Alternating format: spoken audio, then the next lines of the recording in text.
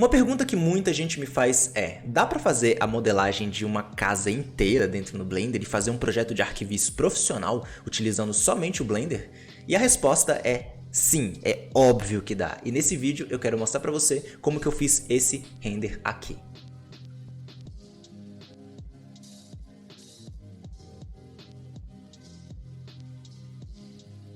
Opa, tudo bom? Se você não me conhece, meu nome é Augusto César, trabalho com visualização arquitetônica e nesse vídeo eu quero mostrar para você qual é o processo para você poder fazer a modelagem, a renderização de um projeto real de arquivício dentro do Blender, tá? Para começo de conversa, a primeira coisa que você tem que fazer é importar o seu arquivo DWG para dentro do Blender, importar o projeto arquitetônico para o Blender.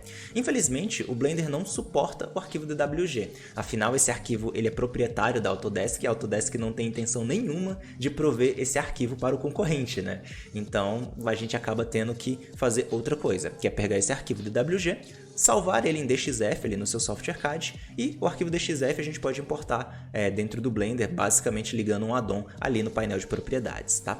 É um addon chamado DXF Importer que já vem junto com o Blender, você não precisa baixar ele em lugar nenhum. Com a nossa planta baixa posicionada na cena, o que eu gosto de fazer é organizar ela de uma maneira que a minha top view e a minha front view, ou seja, a minha fachada e a minha vista planta, estejam encaixadinhas. Assim, quando eu for fazer o processo de modelagem, fica tudo bem simples, porque eu simplesmente posso fazer as extrusões utilizando a minha planta baixa, as linhas da minha planta baixa no caso, para dar os snaps. Dessa maneira fica muito mais simples de modelar. E aí a modelagem é exatamente como eu te falei. Vou trocando entre vista topo e vista frontal e simplesmente fazendo as minhas extrusões. Por isso, depois que eu fiz essa importação da planta baixa, basicamente eu modelei piso, modelei as vigas, modelei as esquadrias, as escadas. Só que no caso das esquadrias eu fui um pouco mais espertinho, por assim dizer, porque eu não quis modelar elas manualmente. Então eu utilizei um addon que já vem junto com o Blender, que é o addon ArcPack. Esse addon ele já vem com vários modelos de esquadrias prontos, os quais você pode só esticar elas e posicionar na tua cena, então foi bem mais rápido para mim.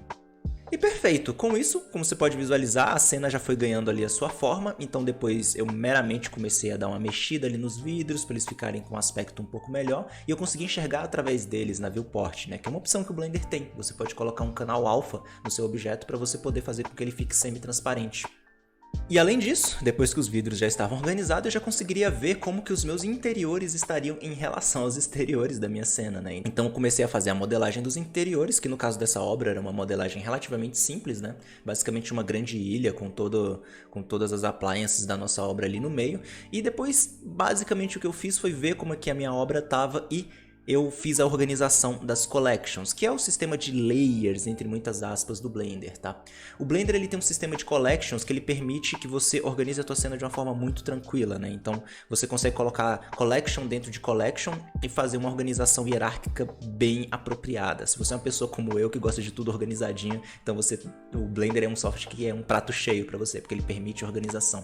E com modelagem e organizações feitas, tudo que eu fiz foi adicionar um gigantesco plane embaixo da minha obra e começar a dar uma volta ali em volta da modelagem para escolher alguns ângulos de câmeras legais.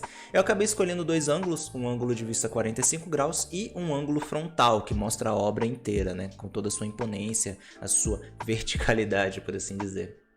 E esse foi o fim da primeira parte, né, da parte de modelagem, a parte de blocking, onde você faz toda a modelagem do seu projeto. E depois disso eu comecei a passar para as partes seguintes do processo de um projeto de arquivício, que é a questão da iluminação, materiais e tudo mais, né, aplicação de blocos, etc.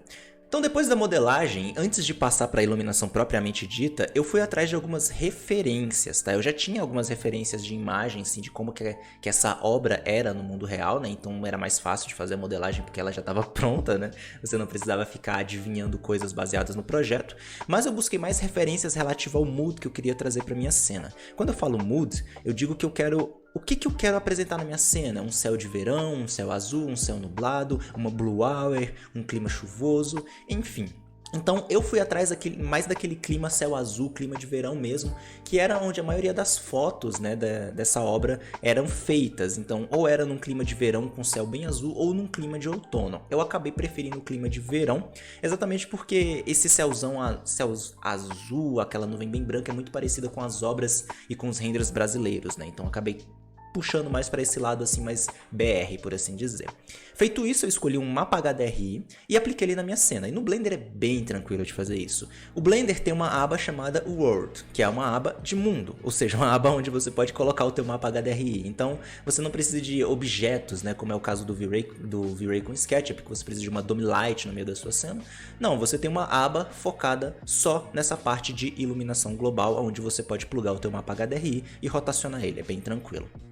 Aplicado o mapa HDRI, então o que eu fiz foi colocar um backdrop na minha cena. Quando eu vou fazer essas cenas de exteriores, que elas são um pouquinho maiores, eu sempre busco seguir à risca a regra de profundidade, né? Como você pode ver nesse outro render aqui que eu fiz, você percebe que eu tenho um primeiro plano com algumas coisinhas desfocadas na frente da minha obra, eu tenho um segundo plano onde contém a minha obra em si, vários aspectos dela, e um terceiro plano onde eu tenho árvores e alguns outros objetos. Repara que no fundo desse meu render, eu tenho um pequeno parquinho, indicando que há um parque para crianças próximo a essa casa.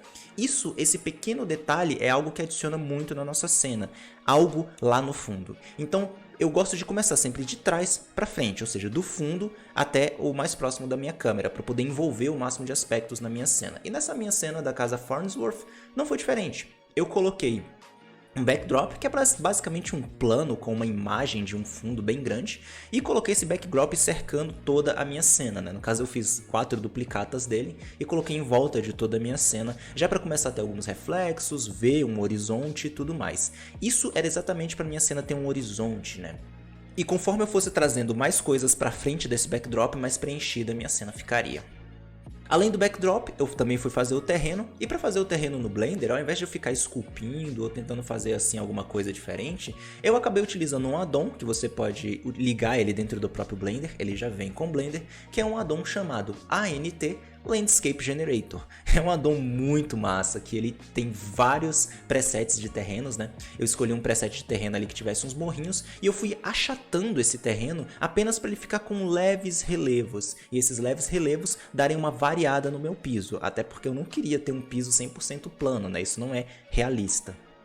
E concluída toda essa parte, a cena já estava realmente ganhando vida. E a partir disso, eu já olhei e falei, beleza, minha iluminação já está legal, meu terreno já está legal, eu tenho alguma coisa no fundo da minha cena para olhar, posso começar a aplicar os materiais. E comecei a aplicar os materiais da minha cena. Os materiais eu utilizei basicamente de 2 sites. Um foi de um site pago, chamado Polygon.com, onde você pode fazer uma assinatura mensal para ter acesso a vários materiais de altíssima qualidade. E o outro que eu utilizei foi o CC0 Textures, que é um site que tem várias texturas gratuitas, sem copyright, que você pode estar utilizando na tua cena. E várias delas tem até em 4K, tem até algumas em 8K, se eu não me engano. É um site muito bom. Com os materiais aplicados, então o que eu fiz foi começar a olhar realmente os detalhes. Se existe um detalhe que é importante de você olhar na sua modelagem, é a questão das bordas arredondadas, tá? No SketchUp o pessoal utiliza o Rounded Corners, que é um plugin do SketchUp que arredonda as bordas. No 3ds Max o pessoal usa o Chamfer, né, que é o Chamfer Modifier, que também faz essas bordas nos seus objetos. No Blender é o Bevel Modifier, que ele arredonda as bordas dos objetos, né? E o bom do Blender é que é um workflow não destrutivo, então você tem a sua modelagem original, que ela é simples, apenas ali 6 lados, né, e os vértices de um retângulo comum. Entretanto, o Bevel Modifier ele vai fazer essa modificação na sua modelagem sem destruir a tua modelagem. Você pode desligar e ligar os modifiers a hora que você quiser, caso a viewport esteja lenta, alguma coisa do tipo. O que é meio raro de acontecer no Blender, na verdade. A viewport dele é bem otimizada. Raramente eu desligo modifiers por causa de otimização. Mas enfim, bordas arredondadas. Isso é importantíssimo porque bordas arredondadas permitem que você tenha um highlight ali na tua cena. Isso faz com que o teu objeto fique muito mais crível. Aquele pequeno highlight nas bordas entrega que aquele objeto tem um volume e que não tem uma borda 100% fina. Deixa tudo muito mais bonito, agradável e, mais importante, realista. Com os materiais básicos aplicados, incluindo um grande material de grama no terreno, exatamente para a gente já ter uma base para olhar a nossa cena, eu comecei a realmente correr atrás das árvores. E para adicionar árvores no Blender, você tem a opção tanto de modelar árvore do zero, o que até que dá, porque o Blender tem um addon chamado Sampling Generator, que é um addon gratuito, que é só você ligar com vários dos addons que eu já citei aqui. E que nesse addon você pode gerar árvores automaticamente, gerar folhas, aplicar material e tudo mais. Na minha opinião, isso não valeria a pena para mim, porque ia tomar um pouco... Na verdade não um pouco, mas bastante tempo. Então eu acabei optando por utilizar uma biblioteca paga, chamada Botaniq. Essa biblioteca ela tem várias árvores, vários arbustos, plantinhas e tudo mais. Gosto bastante dela e ela já vem otimizada para o Blender, então é bem legal de utilizar ela porque ela não deixa a tua viewport lenta, o teu render também já fica bem otimizado. Ela é bem legal. Acabei utilizando ela ali e distribuindo árvores pela minha cena com ela. Só que obviamente que eu não distribuiria as árvores manualmente, né? Então o que eu fiz? Eu fiz uma coleção com todas as árvores selecionadas, né, para aquela cena em específico, que no caso eu selecionei várias Maple, que são as árvores que tem ao redor ali daquela obra, da obra original.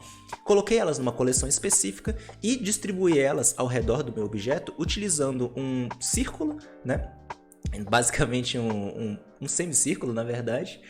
Coloquei ali as árvores para se distribuírem nesse semicírculo ao redor da minha obra e distribuí com um sistema de partículas, né, que eu instanciei essa coleção. Então foi bem massa assim, de trabalhar, porque eu colocava ele espalhava as árvores automaticamente, eu apenas ia clicando ali no botão de Seed para ver qual melhor, sabe, quais árvores ficavam melhor e tudo mais. Então o Blender ele é bem flexível nessa parte, né? Ele permite que você instancie uma coleção inteira como um sistema de partículas. E se você quiser deixar ainda mais aleatório, você pode simplesmente clicar no botão Pick Random, que ele não vai colocar um número igual de árvores, né? Ele vai colocar um número diferente de árvores, vai ficar ainda mais natural. Com as árvores distribuídas na minha cena, também coloquei alguns arbustos, né, exatamente para poder ficar mais bonitinho. Coloquei uma árvore ali na frente da câmera para poder dar aquela vinhete, aquele primeiro plano. E aí eu comecei também a distribuir a grama na minha cena, tá? Bom, para distribuir a grama, existem duas opções. Você pode fazer a mesma coisa que eu fiz com as árvores, no caso, que é distribuir com um sistema de partículas manualmente. E é bem tranquilo e bem flexível, né? O chato é que demora, você tem que fazer muitas configurações. Então, para poder dar uma reduzida nesse tempo, né, apesar de eu saber como fazer, né, distribuir com sistema de partículas, eu preferi utilizar um addon chamado Scatter. Esse addon ele já é um addon pago e é um addon muito poderoso, que ele é bem semelhante ao Scatter do SketchUp, que é um plugin do SketchUp de mesmo nome, que faz a mesma coisa, e também é bem semelhante, tem várias features muito próximas à do Forest Pack do 3ds Max, que permite que você faça a distribuição de vegetação de uma forma muito inteligente. Ele também permite que você coloque vegetação apenas na vista da câmera, o que otimiza a tua renderização. É muito bom esse Scatter, eu recomendo do fundo do meu coração, literalmente, esse addon, porque ele é realmente muito bom. Então, com alguns cliques, né, poucos cliques na verdade, eu simplesmente fui e coloquei uma grama e a grama ficou assim na minha cena, logo de cara. Então assim, fica muito bonito de utilizar.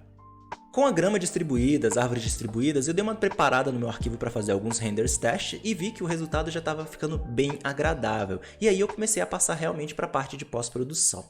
A primeira coisa que eu gosto de fazer na parte de pós-produção é fazer um render teste, tá, com denoiser. E baseado nesse render testes eu começo a dar uma brincada no balanço de branco, tá? Você pode fazer isso manualmente, né, como eu fiz, eu gosto ali porque eu gosto de ter o controle da minha cena, então dá uma mexida nos heads e tal ali na Color Management do Blender, ou você pode fazer isso de forma automática utilizando um addon que esse não vem junto com o Blender, mas que é um addon gratuito chamado Photographer, que ele traz algumas features de câmeras reais para dentro do Blender. Uma das features que ele traz é um botão de balanço de branco, onde você pode clicar no botãozinho, clicar em uma região cinza da tua cena e fazer o balanço de branco baseado naquilo ali. Você também pode ajustar o quanto que você quer desse balanço de branco para não deixar a tua cena tão lavada e tão branca, né? Então você pode reduzir um pouco a influência do teu balanço de branco para deixar a tua cena mais morna ou mais fria, fica a critério. No caso dessa minha cena, eu queria mais morno porque eu queria manter o mood de verão. A segunda parte de pós-produção é que eu realmente já vou um pouco mais fundo, eu já começo a ligar alguns render passes. Se você já trabalha com renderização, você sabe muito bem do que eu tô falando. Eu tô falando dos render passes, que são exatamente as informações de direct light, indirect light, a informação de mist para você fazer neblina, basicamente tudo isso, né? Então eu ligo essas coisas já ali para poder deixar o meu compositor, que é como se fosse o meu, entre aspas, Photoshop dentro do Blender, tá? Que permite que você faça uma pós-produção ali dentro. E com esses passes ligados eu já vou para um render com uma resolução um pouquinho maior. Ainda não é um render final, mas é com a resolução maior para eu já ver exatamente o que eu tô fazendo, ver o resultado ali mais ou menos em tempo real, por assim dizer. Antigamente eu fazia todo o processo de pós-produção, né, tipo desmontando ele e colocando ele ali node por node dentro do Compositor. Mas depois de um tempo eu descobri na internet um antigo Node Setup que foi salvo, né, que uma pessoa compartilhou na internet gratuitamente, que é um Node Setup chamado Quick Compositor, que ele tem várias features de pós-produção ali em um grande node, né? Então salvei ele no meu computador e simplesmente eu importei ele para dentro do meu arquivo, encaixei ele ali no meio do meu projeto e fui fazendo os ajustes, né? Ele já tem vários dos ajustes que a gente precisa para fazer uma pós-produção, que são eles a Chromatic Aberration, Lens Distortion, Vignette, todas essas coisas, além de alguns espaços para você conectar os passes de Ambient Occlusion, né, para poder dar um pouco mais de profundidade. Enfim, utilizei esse nodezinho, que ele é muito prático, tá? E já coloquei ali um mist também, exatamente para poder dar um pouquinho mais de profundidade na minha cena, né? Dar um pouco de atmosfera. Depois de alguns ajustes, vendo como que a minha cena foi feita, finalmente o que eu fiz foi fazer o render final em alta resolução, né? Então, já com tudo aquilo preparado, já vendo que a minha imagem já estava com um aspecto bem legal, bati o render na resolução máxima e joguei no Photoshop. E no Photoshop foi basicamente alguns ajustes de highlight mesmo, né? De highlight e shadows, dando umas subidinhas ali nas curvas, exatamente para o render ganhar um pouquinho mais de vida, e o resultado final é esse aí que você está vendo na tela.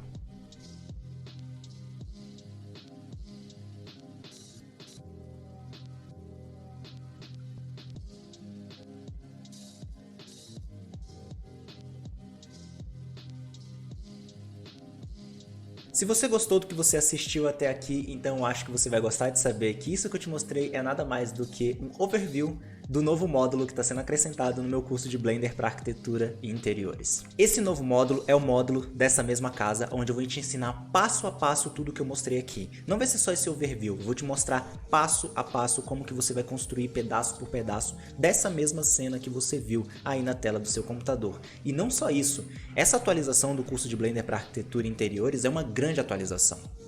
A gente fez várias mudanças no curso, mudanças essas melhorando realmente a forma como os alunos aprendem, baseado no feedback dos alunos, e também adicionamos vários bônus incríveis dentro do curso, tá? Dentre eles estão os bônus do curso de materiais básicos e curso de materiais avançados, que ensina para você como que você pode dominar a arte de criar materiais realistas dentro do Blender, sendo o curso básico para materiais mais tranquilos e o curso de materiais avançados para você literalmente transformar o Blender num substance designer da vida.